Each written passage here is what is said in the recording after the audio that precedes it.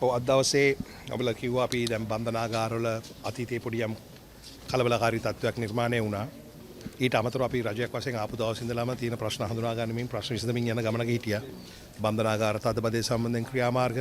කියන්නේ බන්ධනාගාරය ඇතුලේ වුණාට ප්‍රශ්න වෙන්නේ සම්බන්ධයේ තියෙන ගොඩක් වෙලාට පිට. රස පරීක්ෂා වාර්තා ප්‍රමාදයකට පියවර ගත්තා. නඩු වේගවත් කිරීමේ පියවර ගත්තා. ඊට අමතරව අපි කල්පනා කළා මේ හැම ප්‍රිසන් එකක් ආශ්‍රිතවම යම් ඒකාබද්ධ යාන්ත්‍රණයක් පිහිටවන්න. ඒකාබද්ධ යාන්ත්‍රණ කියන්නේ මේ ඉන්න සෙනගත් වැඩි හදිසියක් වුණාම කොහොමද නිසි සම්බන්ධීකරණයක් තියාගන්න කියන එක. කලින් අවස්ථාවලදී අපි උගත් දෙයක් තමයි කට්ටිය එකතු වෙලා සම්බන්ධීකරණය කළා කරාට ඒකේ තරම සුමට උනේ නැහැ. දැන් අපි මේ යාන්ත්‍රණය පිහිටවනවා. මේ යාන්ත්‍රණය අද මේ වෙනකොට ආනන්ද විජේපාල ඇමතුමාත් මාත් මැදිහත් වෙලා ඉන්නවා. මොකද ජනාධිපතිතුමා විසින් එයාගේ සංකල්පයක් කරනොත් මේක කරන්නේ.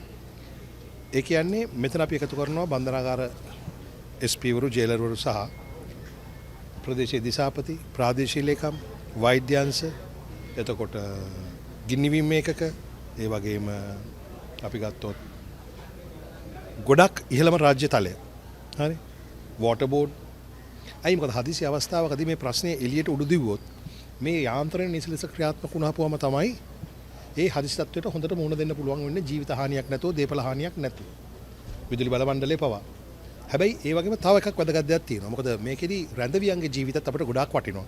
ඔවුන්ගේ අයිතිවාසිකම් සුබ සාධන අපිට ගොඩාක් වටිනවා.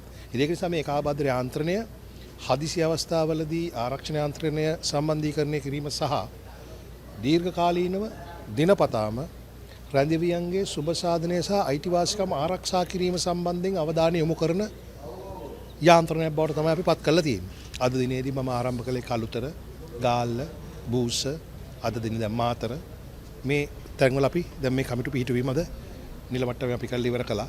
දැන් මාසකට වරක් වගේ මුණ ගැහිලා අවශ්‍ය අවස්ථාවල මේ ගැටලු විසඳන එක තමයි කරන්නේ. මේක තමයි අපේ වැඩපිළිවෙල.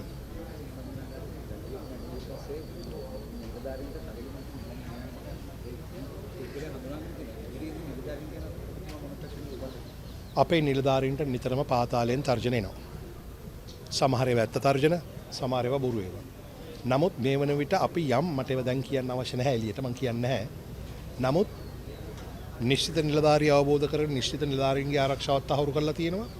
ඊට අමතරව පොදුවේ අපි ක්‍රියාමාර්ග කීපයක් ගත්තා නිලධාරීන්ගේ ආරක්ෂාව තහවුරු කරන්න. ඒ එළියට කියන්න ගියොත් ඒ ආරක්ෂාව උන්ට නැති වෙනවා. මොකද අපි දන්නවා මේ බන්ධනාගාර නිලධාරීන් ඊටාම අමාරු රැකියාවක් කරන්නේ ජීවිත අවදානම් දරාගෙන. ඒක මේ රජය අවබෝධ කරගෙන ඒ අවශ්‍ය පියවර ගන්නවා.